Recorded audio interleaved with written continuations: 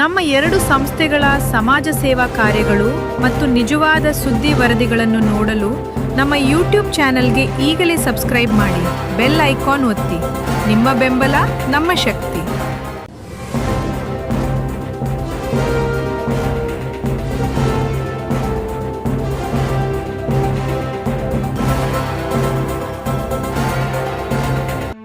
April 21ರಂದು Basavakalyan taluka ಸಾರ್ವಜನಿಕ ಆಸ್ಪತ್ರೆಯಲ್ಲಿ orbit ಸಂಸ್ಥೆಯ ಸಹಯೋಗದಲ್ಲಿ ಜಿಲ್ಲಾ ಮಾನಸಿಕ ಆರೋಗ್ಯ ಶಿಬಿರದಲ್ಲಿ ಭಾಗವಹಿಸಿ ಸಂಸ್ಥೆಯ ಕಾರ್ಯಕರ್ತರು ಫಲಾನುಭವಿಗಳಿಗೆ ಚಿಕಿತ್ಸೆ ಕೊಡಿಸುತ್ತಿದ್ದಾರೆ. ಮನೋವೈದ್ಯರು ಡಾಕ್ಟರ್ ರಿತೇಶ್ ಸುತ್ರವಿ ಇವರು 50 ಹಳೆಯ ರೋಗಿಗಳಿಗೆ ತಪಾಸಣೆ ನಡೆಸಿ 4 ಹೊಸ ಫಲಾನುಭವಿಗಳಿಗೆ ಅಗತ್ಯ ಔಷಧಗಳನ್ನು ಒದಗಿಸಿದ್ದಾರೆ. ಈ ಸಭೆಯಲ್ಲಿ ಸಂಸ್ಥೆಯ ಸಿಬ್ಬಂದಿ ವರ್ಗದವರು ಸಕ್ರಿಯವಾಗಿ ಪಾಲ್ಗೊಂಡು ಫಲಾನುಭವಿಗಳಿಗೆ ಚಿಕಿತ್ಸೆ ಕೊಡಿಸುತ್ತಿದ್ದಾರೆ. ಎಲ್ಲರಿಗೂ ನಮಸ್ಕಾರ. ಮಾನಸಿಕ ಆರೋಗ್ಯದ ಸಮಸ್ಯೆಗಳು ಹೆಚ್ಚುತ್ತಿರುವ ಈ ಕಾಲದಲ್ಲಿ ಮೂಢನಂಬಿಕೆಗಳನ್ನು ತೊರೆದು ಸರಿಯಾದ ಚಿಕಿತ್ಸೆ ಪಡೆಯುವುದು ಅತ್ಯಂತ ಮುಖ್ಯ. ಆರ್ಬಿಟ್ ಸಂಸ್ಥೆಯು ಹಲವಾರು ವರ್ಷಗಳಿಂದ ಬೀದರ್ ಜಿಲ್ಲೆಯ ಗ್ರಾಮೀಣ ಪ್ರದೇಶಗಳಲ್ಲಿ ಸಾವಿರಾರು ಮಾನಸಿಕ ಅಸ್ವಸ್ಥರನ್ನು ಗುರುತಿಸಿ ಅವರಿಗೆ ಚಿಕಿತ್ಸೆ ಹಾಗೂ ಸಮುದಾಯ ಆಧಾರಿತ ಪುನರ್ವಸತಿ ಸೇವೆಗಳನ್ನು ನೀಡುತ್ತಿದೆ. ನೀವು ಅಥವಾ ನಿಮ್ಮ ಪರಿಚಿತರಲ್ಲಿ ಯಾರಾದರೂ ಮಾನಸಿಕ ಆರೋಗ್ಯ ಸಮಸ್ಯೆಯಿಂದ ಬಳಲುತ್ತಿದ್ದಾರೆ, ದಯವಿಟ್ಟು ನಮ್ಮನ್ನು ಸಂಪರ್ಕಿಸಿ. 903-666-4271ಗೆ ಕರೆ ಮಾಡಿ. ನಿಮ್ಮ ಮಾಹಿತಿ ಸಂಪೂರ್ಣ ಗೌಪ್ಯವಾಗಿರುತ್ತದೆ.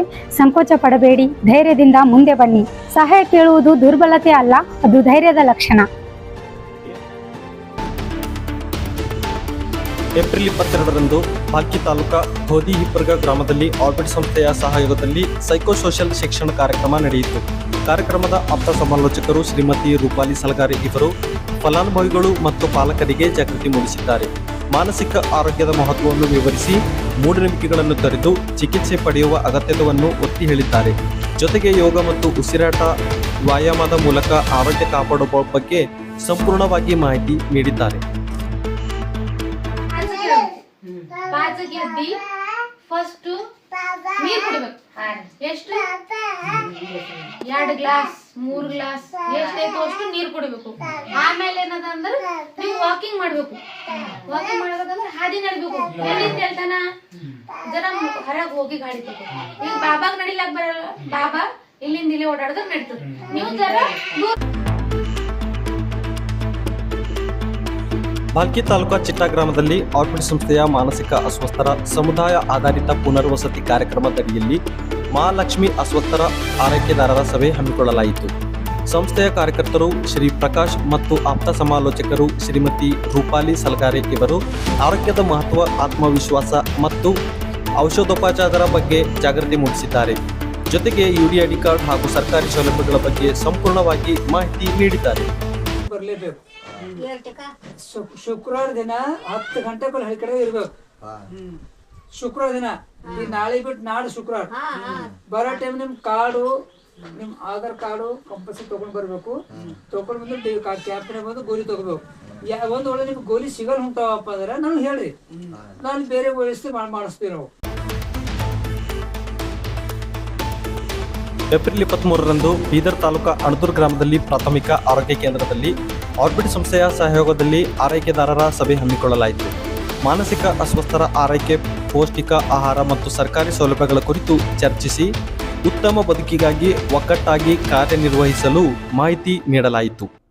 ಜೊತೆಗೆ ಯೋಗಾಭ್ಯಾಸದ ಮಹತ್ವವನ್ನು ಕೂಡ ಸಂಪೂರ್ಣವಾಗಿ ವಿವರಿಸಲಾಯಿತು.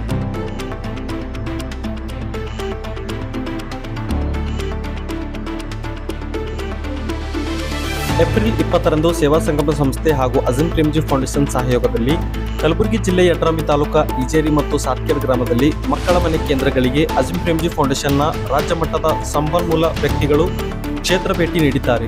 ಮಕ್ಕಳ ಆರೈಕೆ, ಸುರಕ್ಷತೆ ಕುರಿತು ಪರಿಶೀಲನೆ ನಡೆಸಿ ಮಾಹಿತಿಯನ್ನು ಸಂಗ್ರಹಿಸಿದ್ದಾರೆ. ನಂತರ ಸೇವಾ ಸಂಗಮದಲ್ಲಿ 6 ತಿಂಗಳ ಕಾರ್ಯಚಟುವಟಿಕೆಗಳ ಮೌಲ್ಯಮಾಪನ ಮಾಡಿ ತಂಡದ ಒಗ್ಗಟ್ಟು ಮತ್ತು ಉತ್ತಮ ಕಾರ್ಯಕ್ಕೆ ಮೆಚ್ಚುಗೆ ವ್ಯಕ್ತಪಡಿಸಿದ್ದಾರೆ. ಇದೇ ರೀತಿ ಮುಂದುವರಿಯಲು ಸಲಹೆ ಸೂಚನೆ ನೀಡಿದ್ದಾರೆ. ಏಪ್ರಿಲ್ 23ರಂದು ಕಲಬುರಗಿ ಜಿಲ್ಲೆಯ ಸಣ್ಣೂರು ಗ್ರಾಮದಲ್ಲಿ ಮಹಿಳೆಯರಿಗೆ ಮಕ್ಕಳ ಬೆಳವಣಿಗೆ ಕುರಿತು ಜಾಗೃತಿ ಕಾರ್ಯಕ್ರಮ ಹಮ್ಮಿಕೊಳ್ಳಲಾಯಿತು.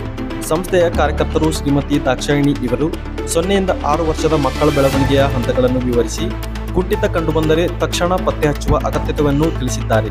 ಸರಿಯಾದ ಸಮಯದಲ್ಲಿ ಉತ್ತೇಜಕ ಚಟುವಟಿಕೆ ನೀಡದಿದ್ದರೆ ಮಕ್ಕಳು ವಿಕಲಚೇತನರಾಗುವ ಸಾಧ್ಯತೆ ಇದೆ ಎಂದು ಎಚ್ಚರಿಸಿದ್ದಾರೆ.